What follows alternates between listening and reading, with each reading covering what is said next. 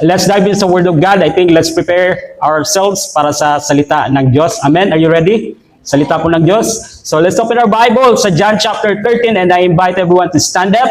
And salit-salitan po tayo as usual na magbabasa ng salita ng Diyos ako mauna and then kayo palagi sa sunod na bersikulo. John chapter 13 verses 1 to 17.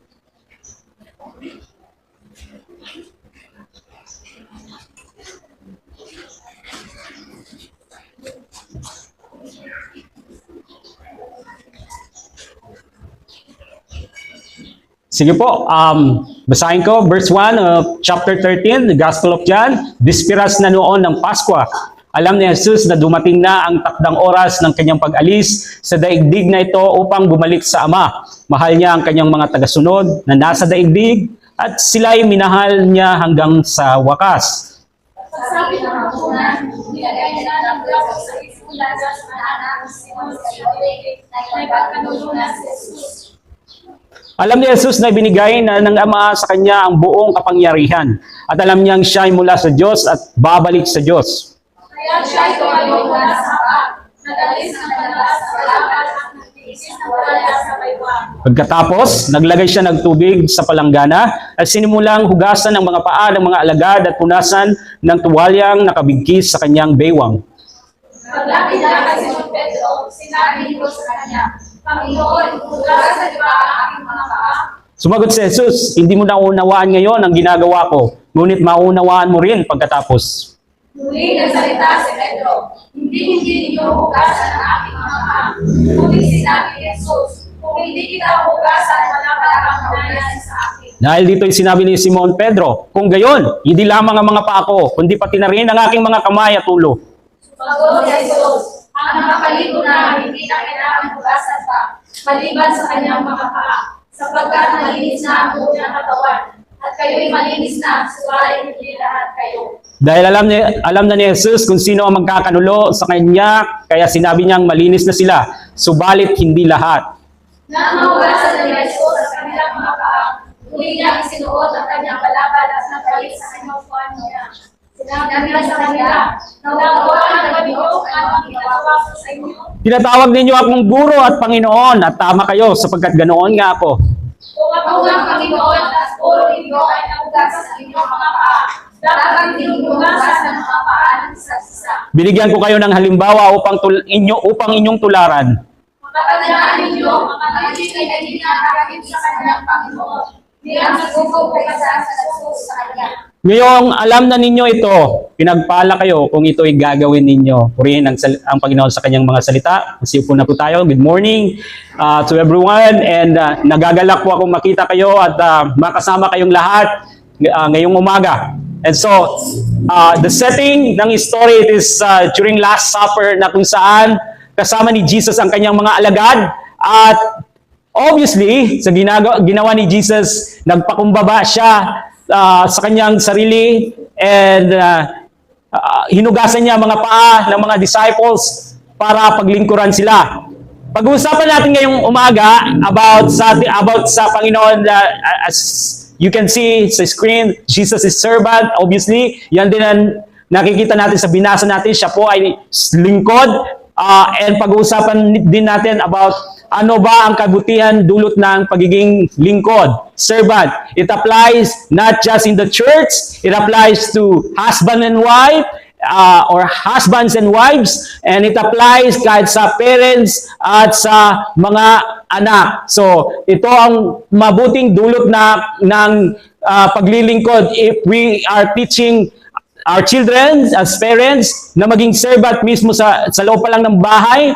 They are good testimony na, especially sa mga children o mga anak dito na yung mga parents ay unbelievers, mga hindi pa born again Christians. You can be a good testimony to them kung i-apply ito ang nabasa natin ng pagiging servant, hindi lang sa church kundi sa loob ng simbahan, or else you will be mocked kung bakit sa simbahan you are servant but then sa bahay hindi ka servant. So, maaari natin i-apply ito, again, hindi lang sa ministry, kundi sa family. At maging sa simbahan, of course, nais ng Panginoon ay maging servant tayo. Maging involved sa mga gawain. Not just that we are busy po sa ating sariling mga gawain sa bahay, kundi involved din po sa gawain sa Panginoon. Nais ni God na maging involved tayo sa paglilingkod. Now, ano ang magbuting dulot ng paglilingkod? Kung tayo ay servant bilang mga nagpapagamit dito sa church, or husband and wives, kung tayo ay servant as a husband and sa wife, servant, and sa mga anak, tinuturuan ng mga anak, parents, tinuturuan nyo ang inyong anak na maging servant, ano ang magandang dulot nito? Una is, ang magiging magandang dulot nito ay magiging mapagpakumbaba sila. Pagpapakumbaba. Verses 1 and 5. Bispiras na noon ng Pasko, alam ni Jesus na dumating na ang takdang oras ng kanyang pag-alis sa daigdig na ito upang bumalik sa Ama. Mahal niya ang kanyang mga tagasunod na nasa daigdig at sila ay minahal niya hanggang sa wakas. Pagsapit ng hapunan, nilagay na ng diablo sa isip ni Judas na anak ni Simon Iscariote na ipagkanulo niya si Jesus. Alam ni Jesus na ibinigay na ng Ama sa kanya ang buong kapangyarihan at alam niyang siya ay mula sa Diyos at babalik sa Diyos. Kaya siya ay tumayo mula sa hapag, nag-alis ng panlabas na balabal at nagbigkis ng tuwalya sa bewang. Pagkatapos naglagay siya ng tubig sa palanggana at sinimulang hugasan ang mga paa ng mga alagad at punasan ng tuwalyang nakabigkis sa kanyang bewang. So this is Thursday. Kasama ni Jesus ang mga disciples sa upper room upang i-celebrate ang Pasko. And Jesus knows na dumating na ang kanyang oras. Maliwanag sinabi dyan sa binasa natin. Alam niya na dumating na ang kanyang oras. Anong oras? Ang oras ay it's about na siya ay luluwalhatian sa pamamagitan ng kanyang death and resurrection para sa atin. Ito yung oras upang dalhin na siya sa cross, pumunta siya sa cross upang mamatay. Ngunit ito din ay upang ipakita ang kanyang pag-ibig at kalawalhatian sa pamamagitan ng, again, pagpunta sa cross dahil sa ating mga kasalanan. Si Jesus, He will go back sa langit, di ba? Mula siya sa langit, pumarito sa lupa, and after ng kanyang resurrection, mga ilang araw, mananatili siya sa kanyang mga alagad, but He will go back sa kung saan siya nagmula, sa langit. And so, but if you notice, hanggat hindi niya natatapos ang kanyang gawain dito sa lupa, hindi siya babalik pa sa langit. Bumalik siya sa langit nang natapos ng lahat ng kanyang gawain, misyon. At kahit na ang oras na ay dumating na, notice with me, notice sa kwento, alam niya na siya ay may ipapako sa cross. Pero hindi siya yung taong worry or inisip ang kanyang sarili. Ang iniisip niya sa puntong ito ay ang kapakanan ng kanyang mga disipulo, imbis na isipin ang kanyang sarili. So, what did he do? Lumuhod siya, and then hinugasan niya ang mga paa ng mga alagad.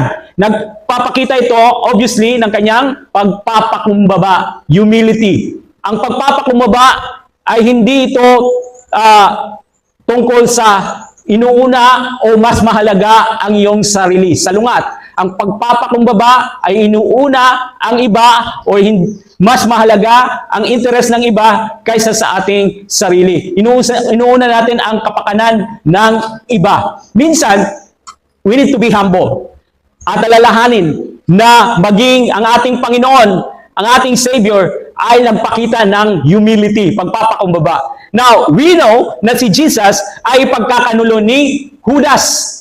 Sabi ng Biblia, sa binasa natin, na alam ni Jesus kung sino magkakanulo sa kanya. Si Judas. And sinabi din ng Biblia sa ibang chapter na si Judas ay hindi tunay na mananampalataya.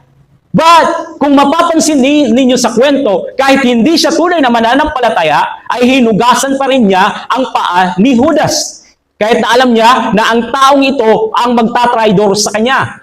Alam ni Jesus, nabasa natin, alam ni Jesus kung sino ang magkakanulo sa kanya. And alam niya kung ano ang mangyayari sa kanya. Because siya ay Diyos. Amen? Siya ay Diyos. Diyos na nagkatawang tao at may kapangyarihan. Ngunit, itong powerful na Panginoon, makapangyarihang Diyos, kumuha ng towel at tubig at palanggana at nagsimulang, lumod siya at nagsimulang hugasan ang mga paa, isa-isa, ang bawat mga alagad, ang mga paa ng mga alagad, pati ang taong magkakanulo sa kanya, which nagpapakita ng pagmamahal sa taong ito na kahit siya ay pagkakanulo. Kahit na gagawan siya ng masama. And consistent talaga yung teaching ni Jesus sa kanyang action. Love your enemy. Tama? Love your enemy. Kahit na ginawan ka ng masama, ang sagot mo is pray for them. Panalangin sila. So, sa panahon nila, ito ang ginagawa ng servant. Actually, yung gumagawa lang ito yung servant. Pag galing sa paglalakbay ang kanyang master, of course, sa paglalakbay nila, maduming-madumi ang paa. Dadating ang master sa kanyang bahay. Ang gagawin ito ng isang alipin, ng isang servant, huhugasan ang paa ng kanyang master, or kung may bisita, huhugasan ang kanilang mga paa at pupunasan ng towel. Gagawin niya ito kahit na marumi, gano'n man karumi ang mga paa ng kanyang pinaglilingkuran. So this is duty of a servant or ng isang alipin. But obviously, nakita natin na si Jesus ay servant. Ginawa din ito ni Jesus. As believers, we should follow this example ng Panginoon. Amen? We should follow and we should obey. We should follow the example and we should obey His command na maglingkod sa bawat isa, paglingkuran ang iba. If you remember, sa ibang gospel, we read, pagkatapos nilang kumain, binanggit ni Jesus na isa sa inyo magtatraidor sa akin. At sila ay nagsikap na malaman, nag-usap-usap sila, sino kaya sa atin ang magtatraidor sa Panginoon? Sino ang makakagawa, nagbabalak na gumawa ng ganitong bagay? And pagkatapos na nagkaroon sila ng ganitong pag-uusap, mababasa natin sa Luke chapter 22. Basahin ko, Luke chapter 22 verse 24, nagtalo-talo rin ang mga alagad kung sino sa kanila ang dapat kilalaning pinakadakila. Kaya sinabi ni Jesus sa kanila, pinipilit ng mga hari ng mga Hentel na sila ituring na Panginoon ng kanilang nasasakupan. At ang mga may kapangyarihan ay nagnanasang matawag na mga tagatangkilik. Ngunit hindi ganoon ang dapat mangyari sa inyo. Sa halip, ang pinakadakila ang dapat lumagay na pinakamababa at ang namumuno ay maging tagapaglingkod. So, sa mahalagang oras na ito ay nagtanong talaga, ito lang yung tanong nila talaga ng mga alagad, sino sa amin ang pinakadakila, pinakamataas? And sinabihan sila ni Jesus, ang pag-iisip na yan ay makamundo. Di ba nakikita natin sa mundo na ginagawang lahat para makuha ang kapangyarihan, na para paglingkuran sila, para makatake advantage. Pero sa kaharian ng Diyos, hindi ganyan. Sabi ng Panginoon, dapat na maging lingkod kayo, maging servant. Ang isang lingkod ay hindi nakikipag-argumento kung sino ang pinakadakila. Dahil alam niya na siya ang pinaka-least, pinakamababa. Siya ay dapat lumagay na pinakamababa, sabi ni Jesus, at dapat siyang maging mapagpakumbaba. Binigyan ni Jesus ang kanyang mga alagad ng isang mapagpakumbabang lesson sa pamagitan ng kanyang paghuhugas ng mga paa ng mga alagad. Si Jesus ay hindi nagpapanggap dito na isang servant, kundi isa siya talagang servant, totoong servant. Alam nyo, kailangan ng pagmamahal at biyaya para makapaglingkod sa iba. Ang magandang dulot ng pagtuturo sa ating mga anak, nagturuan silang maglingkod sa bahay pa lang. Huwag kayong matakot na utusan sila na maghugas. Huwag kayong matakot na utusan silang maglinis.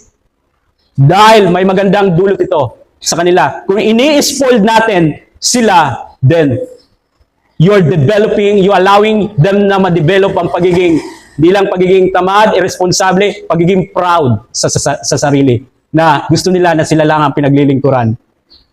Amen? That is biblical. And also for us, for me as a husband, that is a lesson for me also. But as a husband and wife, but parents, don't spoil your children sa bahay na walang mga trabaho. That is not biblical. Kung gusto nyo ma-develop na sila ay maging responsable, mapagpakumbaba, give them chores sa bahay. Huwag niyong ini-spoil. Amen, mga children? Alam ko na you're smiling ngayon because that is true. Kailangan na maging servant kayo sa inyong family. And for all of us, kailangan maging servant tayo sa bawat isa. Amen? The second thing na magandang dulot ng pagiging servant is paghuhugas at paglilinis ng mga paa.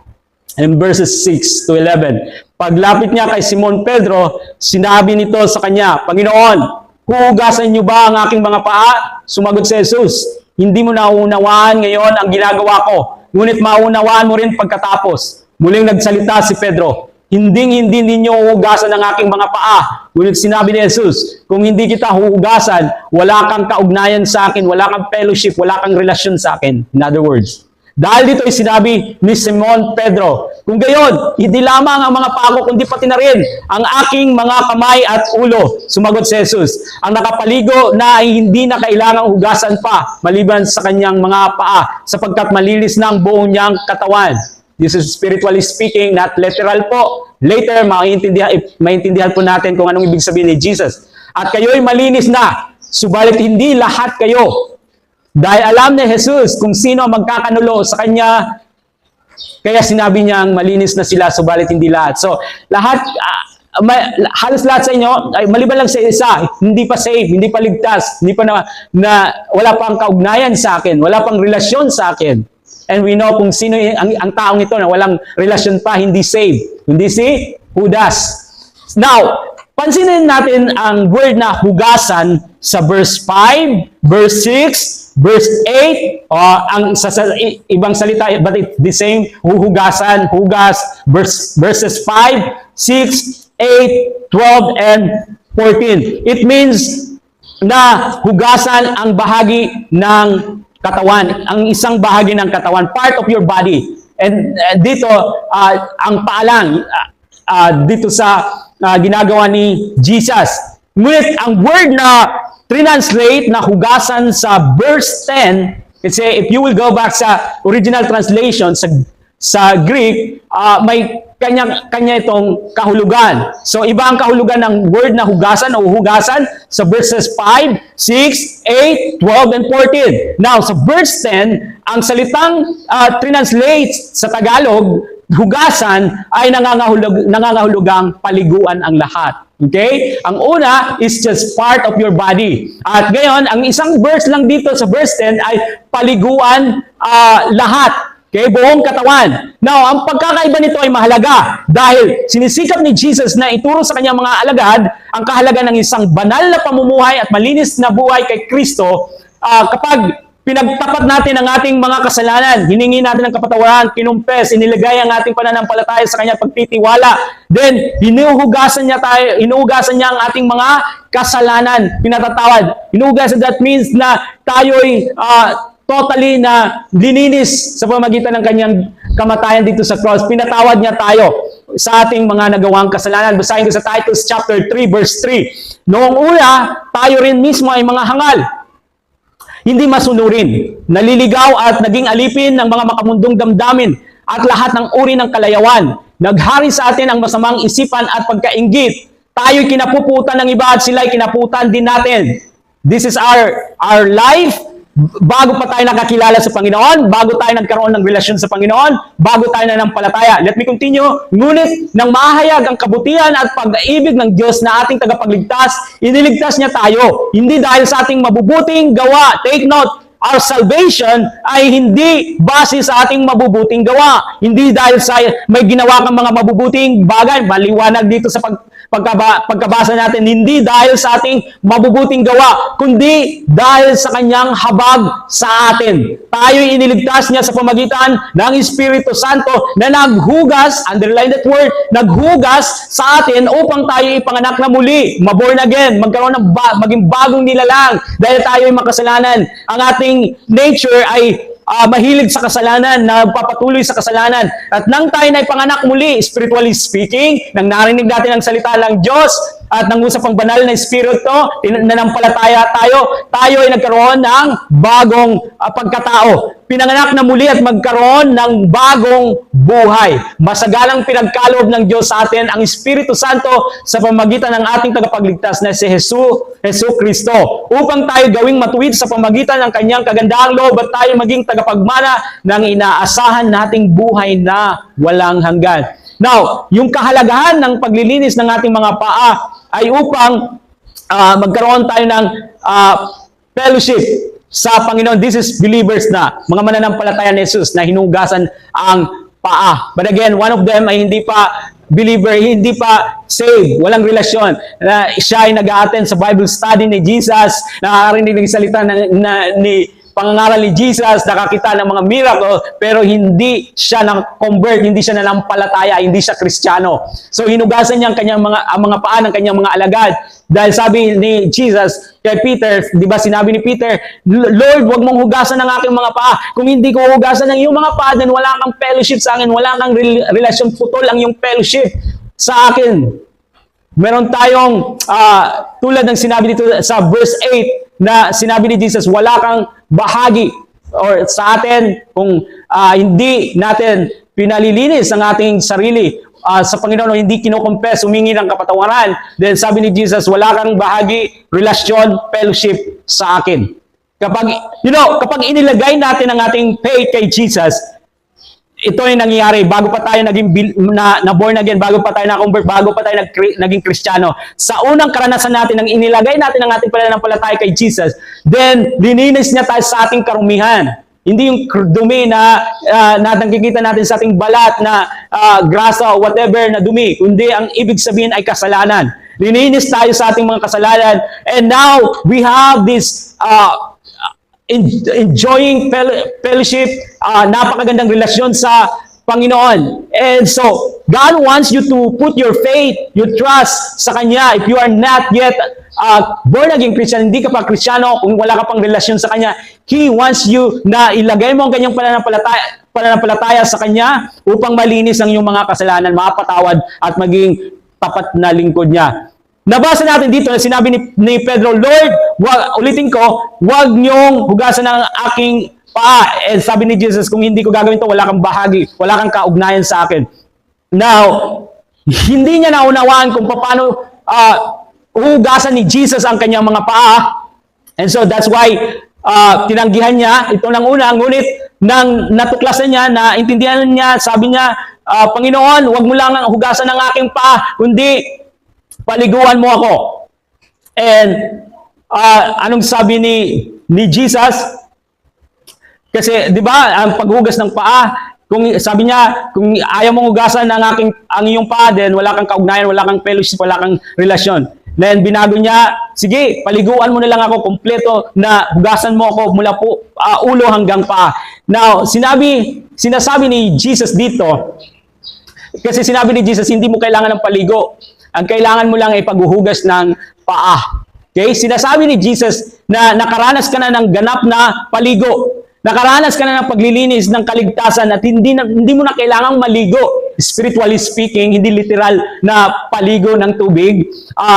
Ang kaligtasan ay it's a one time na naranasan mo na naganap na pagbibigay katwiran sa isang taong nananampalataya. Ikaw ay naging matuwid sa harapan ng Diyos through the righteousness ni Jesu Kristo. Naging malinis ka, na-justified ka, napawalang sala ka sa harapan ng Diyos dahil sa katwiran ni Kristo. It's like this, hinarap ka sa husgado, ang judge mismo ay ang Diyos. Ang judge mismo ang iyong naging Savior. Ang mercy, ang justice ay kailangan maipataw, pero ang justice ay siya ang umako, siya ang nakatanggap ng kaparusahan para sa ating upang tayo mapatawad sa ating mga kasalanan. At dineclare ka na matuwid sa harapan ng judge, sa harapan ng Diyos dahil sa katwiran ni Kristo. Ama, pinatawad ko na to. Ama, namatay ako sa cross para sa Kanya, inilagay niya ang Kanyang pananampalataya sa akin. So now, ito yung sa theology na tinatawag na imputed righteousness. Inilagay niya ang Kanyang katwiran. ikaw ay naging matuwid dahil sa katuwiran ni Kristo, hindi dahil sa may ginawa kang mga mabubuting bagay. It's about ng pag-credit, pag-attribute ng katwiran ni Kristo sa mga mananampalataya sa paningin ng Diyos. It means na sa pamamagitan ng pananampalataya kay Jesus Christ, ang mananampalataya ay itinuring ng matuwid hindi dahil sa kanilang mga sariling gawa, ngunit dahil sa perpektong pagsunod at sakripisyo ni Kristo. Roma 4:5, ngunit ang hindi nananalig sa sariling mga gawa, kundi sumasampalataya sa Diyos na nagpawalang sala sa makasalanan ay tinuring na matuwid ng Diyos dahil sa kanyang pananampalataya. If someone would ask you, matarong ka na ba nga tao? Yes, I am. Dili tungod sa akong mga binuhatan. Matarong na ako nga tao tungod kang Kristo nga ako ginlimpyuhan na sa akong mga sala. Amen? So, nahimo ka nga matarong sa tubangan sa Ginoo tungod sa katarungan o sa righteousness ni Kristo, tungod sa kang Kristo, sa dihang gimbutang nimo ang imong pagtuang, imong pagsalikan Kristo at hindi sa iyong mga ginagawa. Amen? Kung inilalagay mo ang upang maging matuwid ka nakabase sa iyong mga gawa, you can say hindi ka matuwid na tao. Because we are sinners. Naintindihan natin? Tayo ay makasalanan. But if you put your faith, pananampalataya kay Kristo, then ikaw ay matuwid na sa harapan ng Diyos. Nilagay mo ang iyong pananampalataya, then you are justified. Sa theology, tinatawag nito na justification. Okay?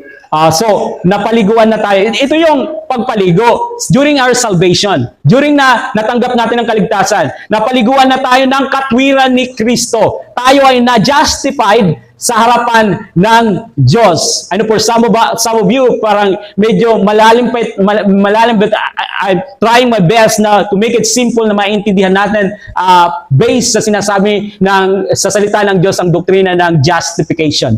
Okay? So, napaliguan na tayo ng katwiran ni Kristo, tayo ay na-justified ibig sabihin napawalang sala sa harapan ng Diyos. Naligtas dahil napawalang sala tayo sa pamagitan ng ating ginawa ba? Ng ating mabubuting ginawa? Hindi, sa pamagitan ng ginawa ni Jesus. So, it is one time na nangyari sa atin at hindi pa ulit-ulit salvation. Okay? Ang salvation ay hindi pa ulit-ulit. Okay? So, one time nang inilagay mo ang iyong pananampalataya, ang iyong pagtitiwala kay Kristo, then natanggap mo ang salvation, ang righteousness ni Kristo. Okay? Now, habang nandito tayo sa mundo as a believers now, mayroon ng relasyon tayo sa Panginoon. Habang nandito tayo sa mundo, may ilan sa mga spiritual na dumi ng mundong ito na mamamantsahan tayo ng kasalanan. Kakapit sa atin. And so, kailangang hugasan. Yung paa ay nagsisimbolize ng ating pamumuhay, paglakad, para sa the way we live dito sa mundong ito. So may mga mancha na minsan may mancha minsan sa atin or mga dumi sa mundo nakakapit sa atin, and so kailangang hugasan, mapatawad. Kaya nga sinabi sa 1 John 1:9, ito yung sinasabi to ng ilan na ito yung pinaka sabon mo pag naliligo ka, or perhaps ito yung pinakatawel mo pag kiskil o pagpunan sa mga buring, di ba? So 1 John 1:9, subalit kung ipinapahayag natin ang ating mga kasalanan, patatawarin tayo ng Diyos sa mga ito at lilinisin tayo sa lahat ng ating kasalanan sapagkat siya'y tapat at matuwid. So as a believers, nalinis na tayo, okay? Napaliguan na tayo, di ba? Nabigyang katwiran na tayo, na-justify na tayo. And so, hindi na kailangan na paliguan tayo gaya ng hiling ni Peter. Naintindihan natin yung paligo at saka paghuhugas, di ba? So, yung magkaibang meaning, sinabi ko kanina, verse 6, 8, hugasan, tapos ang verse 10, paliguan. Okay? So, hindi, kung ikaw may kaugnayan na kay Kristo, may relasyon na hindi mo kailangan ng paligo, spiritually speaking, not literal, kasi kailangan natin maligo araw-araw sa physical, no? So, hindi mo na kailangan ng paligo if you have relationship na kay Kristo.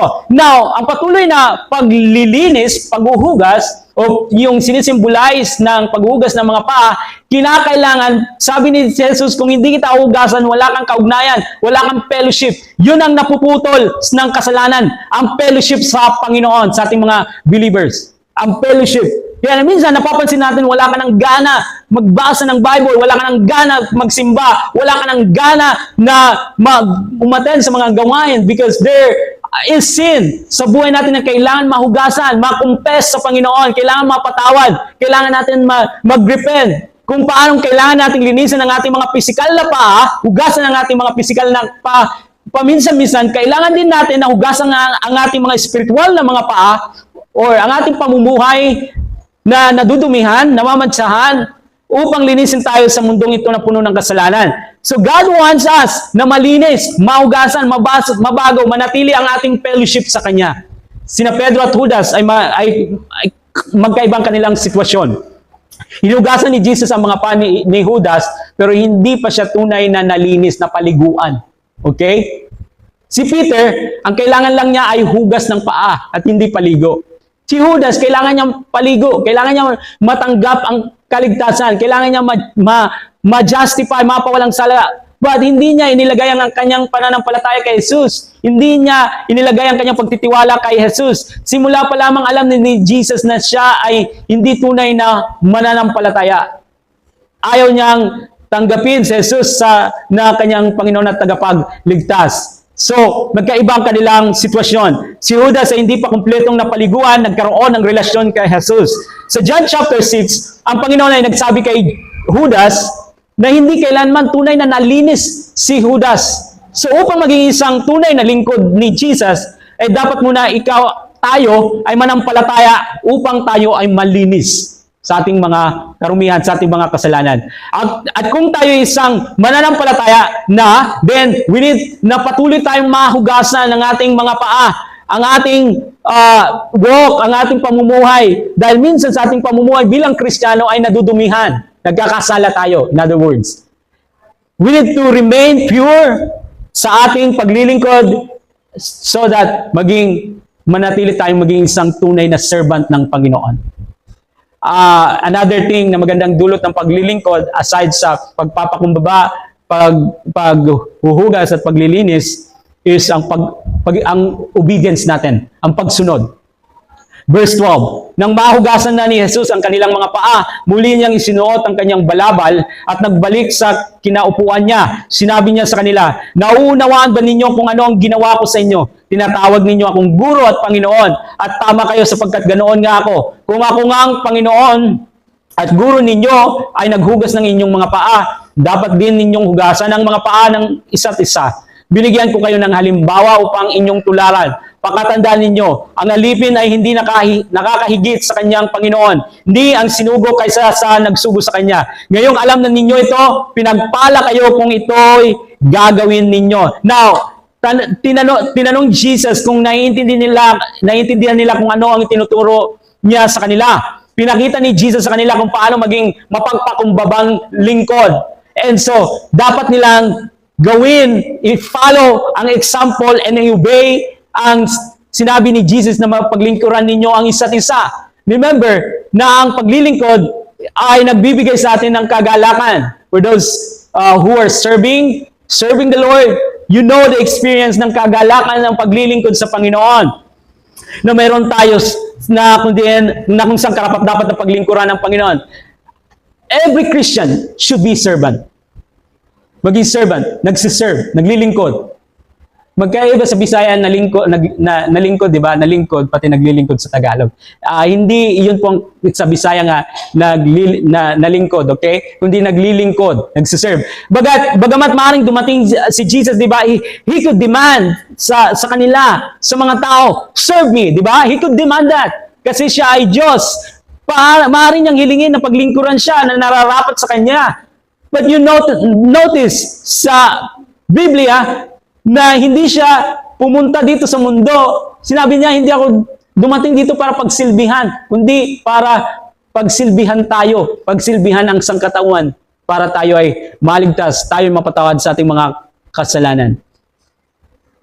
Now, may ibang practical, how could we wash others' feet? How could we serve them? You can serve them by praying for your husband, praying for your wife, pray for him before na pumunta sa trabaho.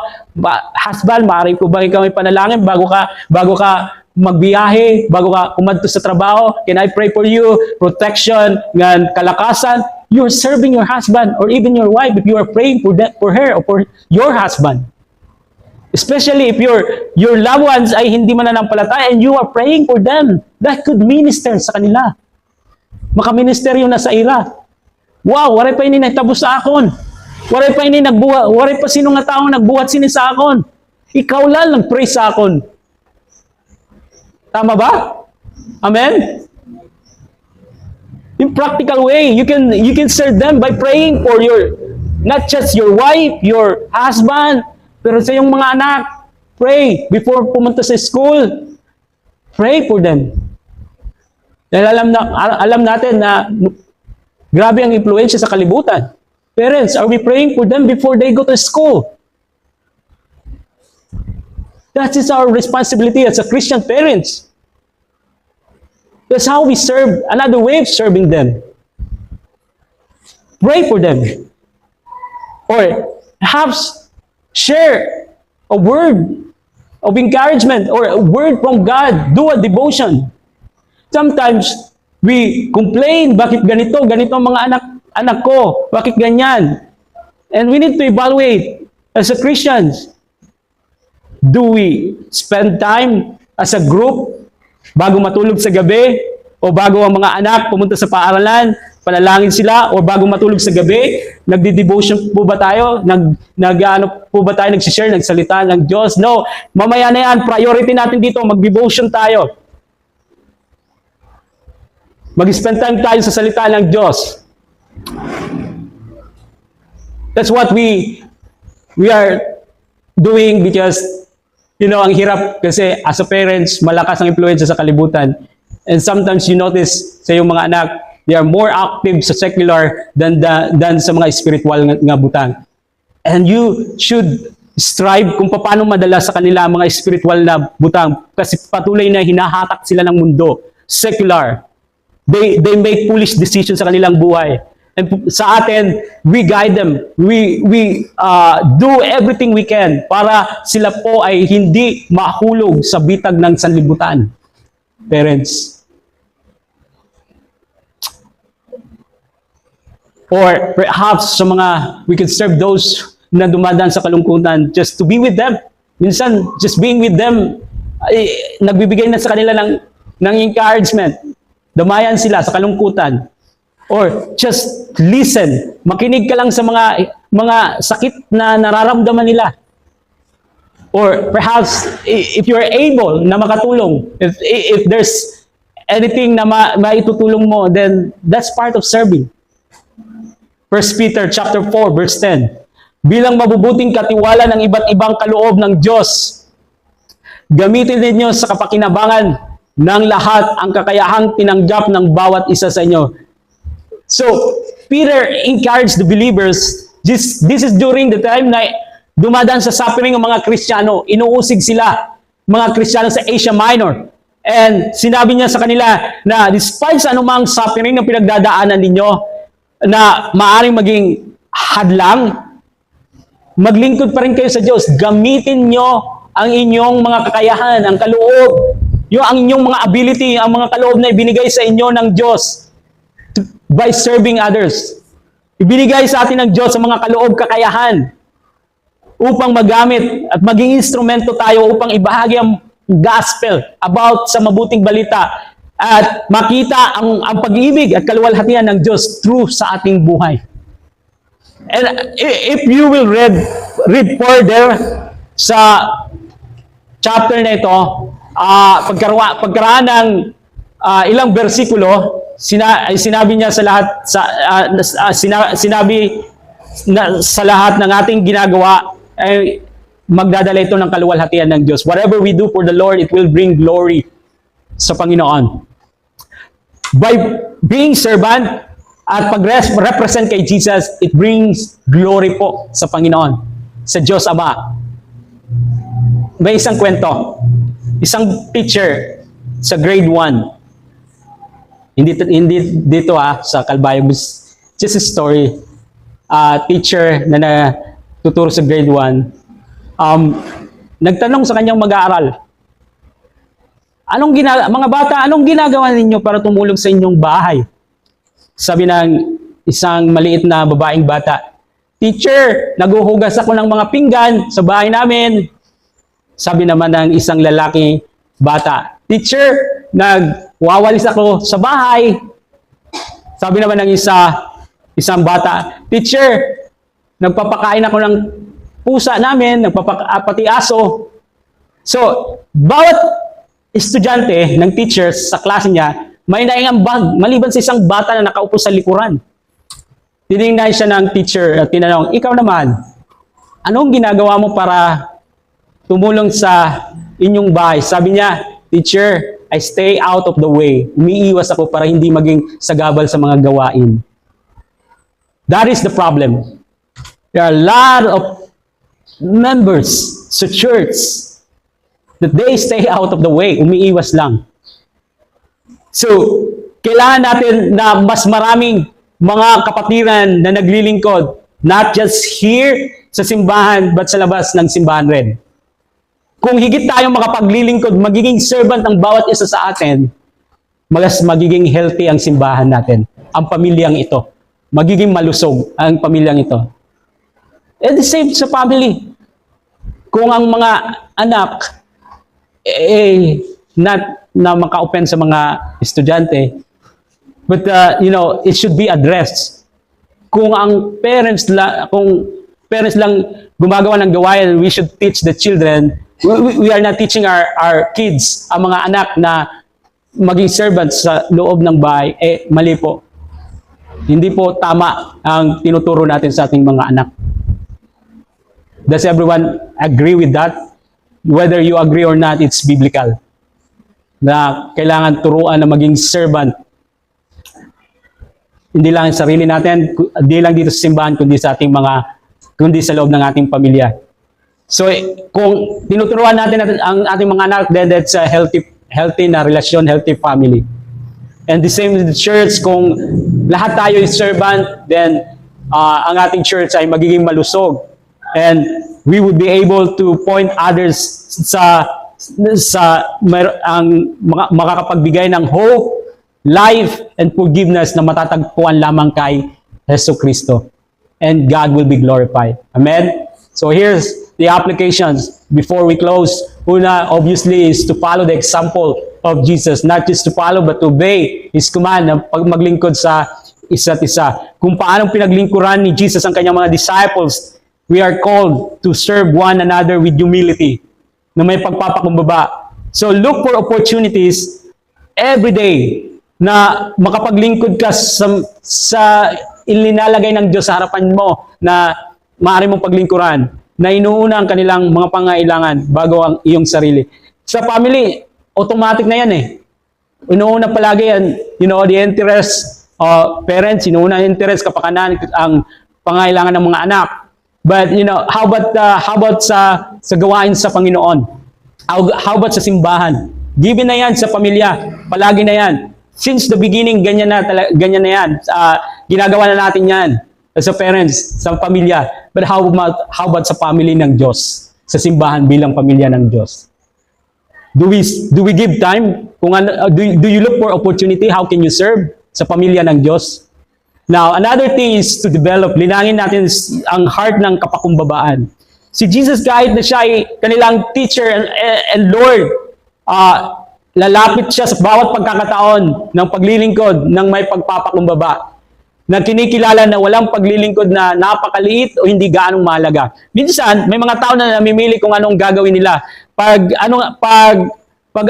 About sa pag-map ng floor, parang sa kanila humiliating, parang nakakababa sa kanila. But if you would look sa example ni Jesus, walang maliit at walang hindi gaanong mahalaga. Every opportunity ng paglilingkod, igagrab niya para mag-serve. Amen? Sa bawat isa sa atin, kung nais natin maging mapagpakumbaba, then we should serve. Parents, Kung nais nyo maging humble ang inyong mga anak, obedient, teach them to serve, maglingkod, maging servant. Hindi yung mayroong servant para sa kanila. Amen? Now, the third thing is to encourage others by example. Encourage mo ang mga nasa paligid mo na tularan ng parehong paglilingkod sa kanila, sa iyong ginagawa. Encourage mong iba na pahalaga ng paglilingkod sa isa't isa, gaya ng tinuro ni Jesus, serve one another. And in what way? By example. Set an example ng pagiging servant. Matthew 5:16, gayon din naman. Dapat ninyong paliwanagin ang inyong ilaw sa harap ng mga tao upang makita nila ang inyong mabubuting gawa at papurihan ang inyong Ama na nasa langit. Romans chapter 12 verse 11, magpakasipag kayo at huwag maging tamad. Buong puso kayong maglingkod sa Panginoon. So we need to do this. Kailangan nating tingnan muli ang example na ginawa ni Jesus na maging masunurin. Gawin ang kanyang sinasabi. Gawin ang kanyang ginawa. Sinabi sa James chapter 1 verse 22, mamuhay kayo ayon sa salita ng Diyos. Kung ito ay pinapakinggan lamang ninyo, ngunit hindi sinasagawa, dinadaya ninyo ang inyong sarili. Sapagkat ay nakikinig ng salita, ngunit hindi sumusunod. Dito ay katulad ng isang taong tumitingin sa salamin at pagkatapos makita ang sarili ay umalis at kinakalimutan ang kanyang anyo. Ang taong nagsasaliksik at nagpapatuloy sa pagsunod sa kautosang ganap na nagpapalaya sa tao ang pagpapalaya ng Diyos sa lahat ng kanyang gawain. Siya ang taong gumagawa at hindi siya katulad ng nakikinig lamang at pagkatapos ay nakakalimot. Si Jesus ay hindi lang nabuhay dito sa lupa for 30 years para lamang sabihin sa atin kung ano ang kailangan nating marinig. Ngunit upang maging mga doers, tagapagsagawa. Hindi siya nagsabi na, gawin mo ito. Itong mga salita na narinig natin na mapakinggan lamang, hindi. He taught us, He teach us, hindi lang para marinig kundi gawin. Hindi lang para pakinggan kundi gawin, isa pamuhay. So, and ang pinaka-greatest na ginawa niya para sa atin, si Jesus hindi lang puro salita, kundi kanyang sinasagawa, ang kanyang sinasabi. Tagapagsagawa siya ng salita. At that's what He wants for us, na maging doers ng salita, hindi tagapakinig lamang. And the greatest na ginawa ni Jesus, alam natin na nang namatay siya doon sa cross. When the Bible says, God so loved the world, hindi yon salita. Ang pag-ibig niya, hindi salita. It's a verb. Ginawa niya mismo, pinatunayan niya mismo nang namatay siya doon sa cross para sa ating mga kasalanan. Si Jesus, ang tunay at pinakamagandang halimbawa ng pagiging servant. Ang tunay na kadakilaan sa kaharian ng Diyos ay matatamo sa pagkakaroon ng servant heart. Pusong servant. At sinasabi sa verse 17 na pagpapalain tayo kung gagawin natin ito. Ngayon, basahin ko verse 17. Ngayong alam na ninyo ito, pinagpala kayo kung ito'y gagawin ninyo. Kung i-apply natin sa ating buhay, then you will be blessed. Hindi blessed yung mga, it's the same with giving, di ba? And serving, giving, hindi yung mga nakakatanggap. It is more blessed to give than to receive, di ba? Sabi ng Biblia. And with serving, hindi yung pinagpala, ang tunay na pinagpala ay yung mga pinaglilingkuran, ang pinaka-bless. Ang pinaka-bless ay ang yung mga naglilingkod. Yung may mga servant heart. Amen? Alam nyo, ang mga hindi lumalago sa pananampalataya at relasyon sa Panginoon are those Christian na gusto lang palagi nilang pinaglilingkuran sila at hindi nila gustong maglingkod sa iba. That means you are not growing sa relasyon mo sa Panginoon. What they expect for these people na hindi pa nag-grow, gusto lang nila pinaglilingkuran sila. They expect na ibigay ang kanilang needs, ang kanilang matanggap ang kanilang mga expectation. It's like a baby, di ba? A baby palaging sinusubuan. Pero kung tayo ay lumalago na sa Panginoon, hindi natin na palagi tayong sinusubuan. Hindi natin gusto na manatili na sinusubuan tayo. Amen?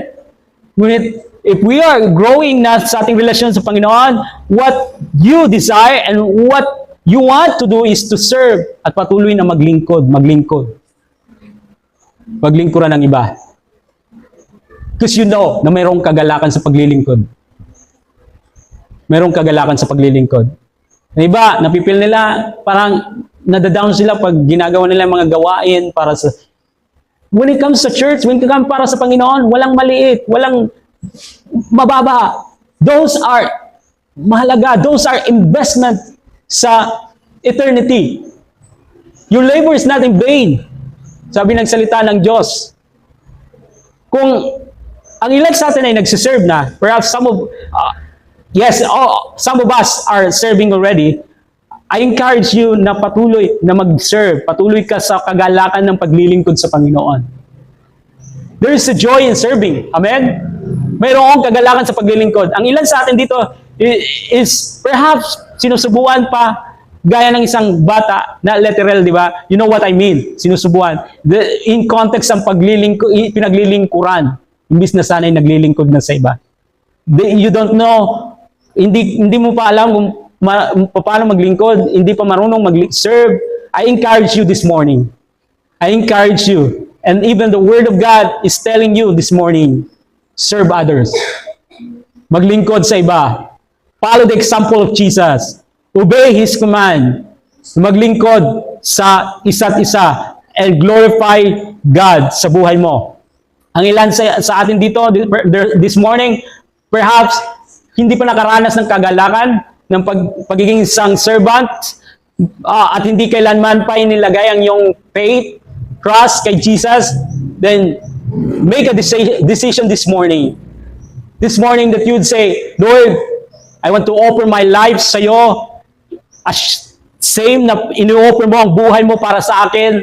Lord, linalagay ko ang aking pagtitiwala. I repent from my sin. I want to serve you, Lord. Gamitin mo ang aking buhay para sa iyong kaluwalhatian. God loves you. He loves you and He wants to use your life para sa kanyang kaluwalhatian. He loves you. Alam mo yan. Because the Word of God says, gayon na lamang pag-ibig ng Diyos sa sanlibutan, sa sangkatauhan. Kaya ibinigay niya ang kanyang kaisa-isang anak upang sino mang sumampalataya sa Kanya ay hindi mapahamak, kundi magkaroon ng buhay na walang hanggan. God loves us. Labis na pagmamahal nang pinadala niya ang kanyang kaisa-isang anak na si Jesus para paglingkuran tayo. To be servant and Savior natin. And this morning, my question to you is, alam mo na ba ang mga pagkakataon sa palibot mo upang maglingkod sa iba? Do you see those opportunities to serve others? Or you just ignore ang mga opportunity na ipinapakita sa iyo ng Diyos? Are you servant? Are you servant? Humble ka ba? Mapagpakumbaba? Ikaw ba isang lingkod na nagpapakita ng kababaang loob? Inilagay mo na ba ang pananampalataya mo kay Jesus? You know, natural ito pag ang mga nagsiserve, kusa yan na resulta ng salvation. You are saved. Sinabi ko na ito dati. You are saved to serve. Ang resulta ng kaligtasan is paglingkuran, maglingkod para sa Panginoon. Amen? So, mahalaga na kung hindi ka pa napaliguan, kailangan mo mapaliguan. Hindi tubig, literal ha. Kung hindi ka pa saved, hindi pa na-justify, napawalang sala, then you need to put your faith in Jesus and allow Him na linisin ka sa iyong mga karumihan o kasalanan. And also my question for the believers, are you growing na sa iyong relasyon sa Panginoon? Then you have desire na paglingkuran ang iba. Or do you remain na sinusubuan ka pa rin? Or marunong ka nang maglingkod sa iba? Remember, Jesus is the way, the truth, and the life. Walang makakapunta sa Ama maliban sa pamagitan niya. Si Jesus ang kasagutan na kailangan natin. Siya ay nagliligtas. So kung hindi mo pang ginawa ito sa iyong buhay, then this morning, God is inviting you to put your faith in Him, your trust in Him, so that you will have a new life. Magsimula ng bagong buhay, mag-iisang servant sa Kanya, gamitin ng Diyos ang iyong buhay. And this is the greatest decision. Pinakamagandang desisyon. Pinakamagandang pagpapasya sa buhay mo. Nasabihin mo, Lord, patawarin mo ako sa aking mga kasalanan, paliguan mo ako, linisin mo ako sa aking karumihan. Lord, ini-offer ko ang aking buhay, gamitin mo. Gamitin mo. I want to serve you. Gamitin mo ako, Lord, na maglingkod, hindi lang sa aking paglingkuran ka sa pamagitan sa aking pamilya, paglingkuran ng aking asawa, ng aking mga anak, kundi paglingkuran din ang pamilya ng Diyos at paglingkuran ka na i-representar ka sa mga taong hindi pa nakakakilala sa'yo. Wala pang relasyon sa'yo. And I pray na that is your desire this morning. Amen?